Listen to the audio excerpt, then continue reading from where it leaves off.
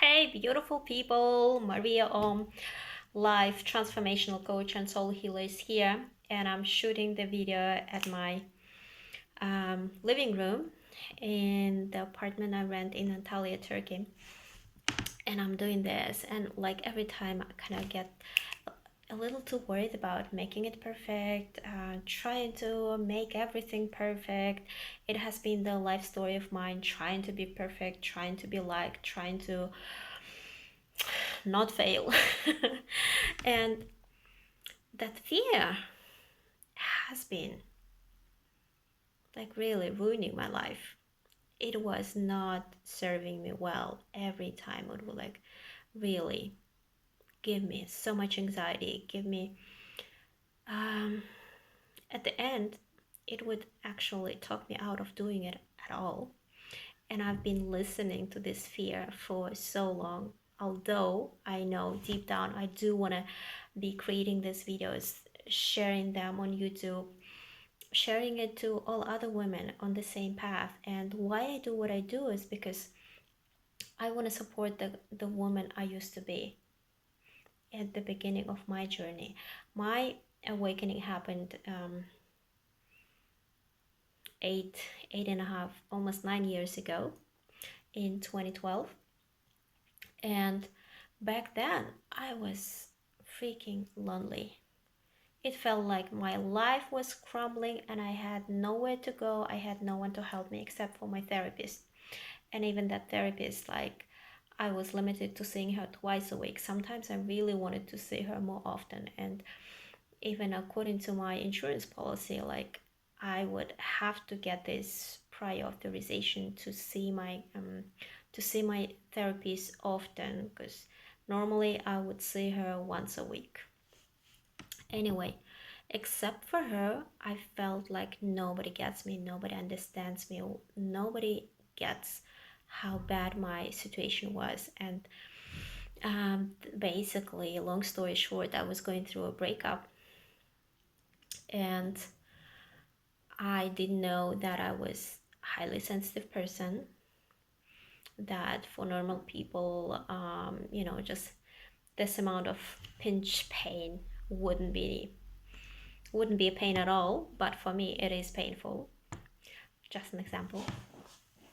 And I mean, on the emotional scale, little emotional pain for me, it's like, oh, it's a big thing. That's why I'm saying this. Fear of rejection, fear of failure. For me, it's so painful because I'm sensitive.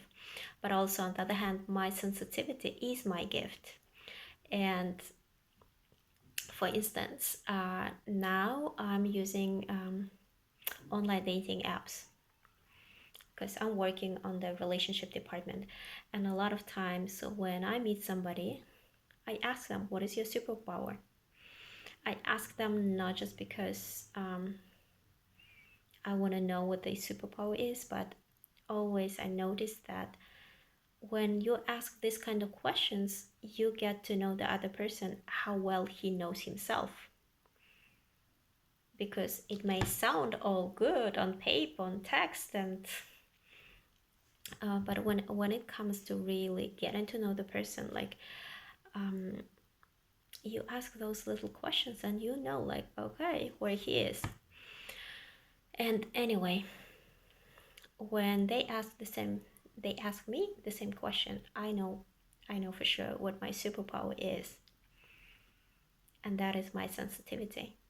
That I'm very sensitive, and on one hand it's my curse, but on the other hand it is my superpower. Because of my sensitivity, I can relate so much deeper to any story I'm hearing.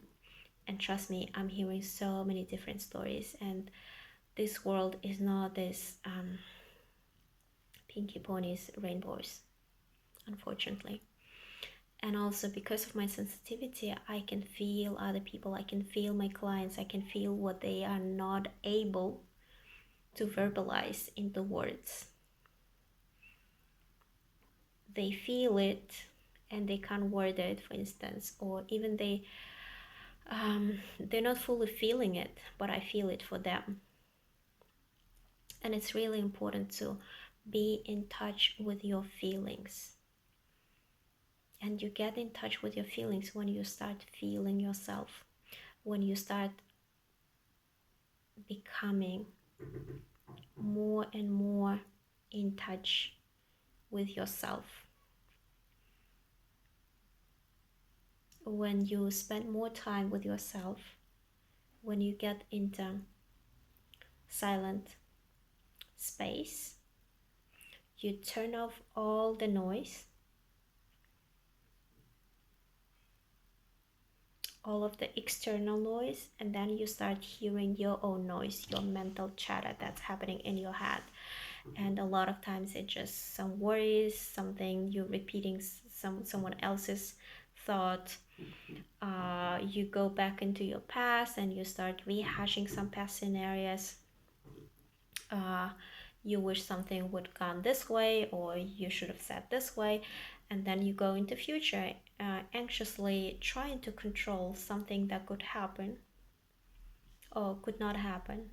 But then you're either in the past or in the future, but the only time we have is now, and you are not present in the now. So it's you wasting your time. You are not being here now. And this is what all the teachers, religions has been teaching us for thousands of years, that it's important to be here now. Excuse me. It's important to be present, to have mindfulness. In Buddhism it's called.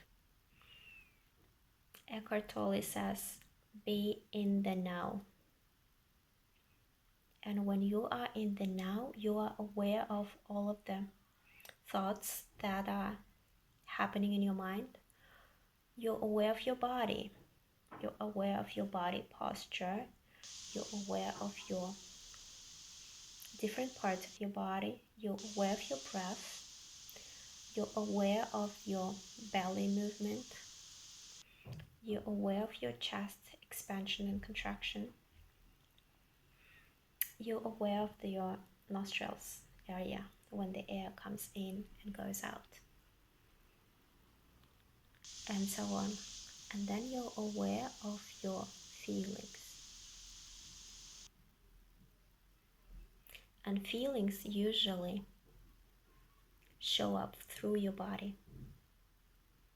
And when you get down to your feelings, you need to ask yourself, like, what am I feeling? That's the question number one. And second question, like, where in my body am I feeling it?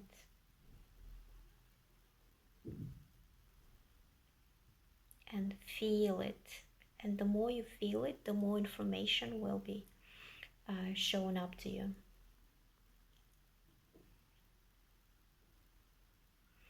And that is the process of self-mastery. This is the process of self-discovery. This is the process of getting more intimate with yourself. This is the process of getting back to yourself.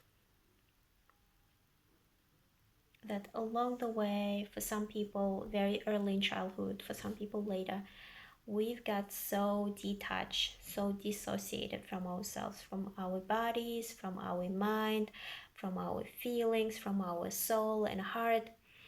And now, since you are watching this video, since you are here, then you're probably on the journey of getting back to yourself, getting back to your true self. And a lot of times your true self is just hidden underneath all this piles on piles of garbage you learned from the external world. And these piles are garbage because it's not true. It's not who you are. It's something you adopted. And you thought, you believe that this is who you are, but it's not. The true you is underneath of all of it. And the true you speaks through feelings. And in order to reconnect with yourself, you need to build this relationship again. Like, Any relationship is built through spending time, giving your attention, being open to hearing what you want, what you need, and actions. Action speaks louder, right? So I highly, highly recommend you from today on, slow down, drop everything that's happening externally. Your mind might be telling like, hey, fear of missing out, everybody's going in that direction, everybody's flying to the Mars, you gotta go there, you gotta run, right? Well, tell yourself like, hey, Mars will stay there. Mars will not run away. When the timing is right, when I'm ready, I'll get there, if that's where I need to be. Instead, let me get grounded. Let me reconnect with my body, meditate, breathe. Do several cycles of deep breath, because the breath is life. You start living this life on this earth with your first breath, and you live with your last breath. So breath is life. Breath helps you to reconnect with your body. With your breath, you start feeling your body, yourself. And when you focus on the breath, you forget about your mental chatter. That's where meditation is so tightly connected with the breath work. So yeah, slow down. Slow down. Focus, divert all of your attention on yourself. Tell yourself you are the most important person in the world. And I want to pay my whole attention. I want to put all of my focus on yourself. Imagine you are dating. And if you want to date specifically this person, if you want to spend the rest of your life with this person, you're probably gonna tell and show this person like, hey, I'm not interested in any other guy. I want to put all of my energy in you, and I want to focus on you. And you don't just say it, you do it. Because to me, relationship cannot be built on some schedule. To me, relationship, it's about energy. It's about attention. It's about focus. So before you go out and search for external relationship with a significant other, make yourself the priority. Make yourself that significant other, so that this internal split will disappear. The more you go back to yourself, the more whole and complete you will start feeling. The more you become attentive to your needs, to what you want, to what you desire,